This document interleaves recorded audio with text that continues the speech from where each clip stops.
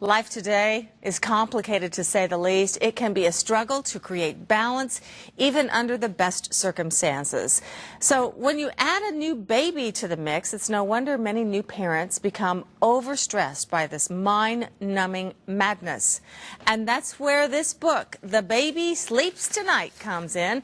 And we have the author, Shari Mezrah, with us this morning. And she hopes all of you had a good night's sleep last night. Many parents, first of all, good morning. Good morning. After a good night's sleep, good morning. Good morning. Many parents would ask, when do we start looking for a baby to sleep through the night? And what does that really mean? Okay, well, that's a great question. Sleeping through the night, in my opinion and from my experience, is that the first stage is from midnight to 6. So we actually get the days and nights on track. And then we're able to move bedtime back to probably about 10 o'clock. So you're getting a real good 8 hours of sleep by the time your baby is 9 weeks old, if you start the plan from birth. Okay, and when you say plan, does that mean schedule and a regimented schedule, or can you be a little flexible? Well, you know what? The first 6 weeks after you've had a baby is very trying for all parents, especially the new mother who has just gone through a major ordeal giving birth. So it takes time, but I outline specific times to actually begin getting the days and nights on track.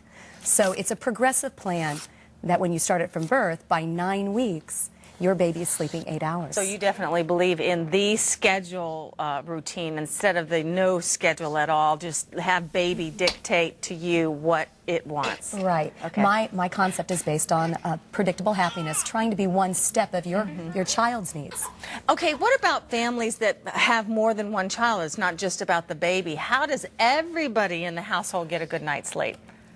Having a plan, okay. Being able to anticipate what's going to happen, you're able to create balance and get everybody sleeping through the night. Really getting parenting back the way it's supposed to be. Routines, okay. Being able to identify what the child's needs are ahead of time. Okay. Anticipate them. Yeah.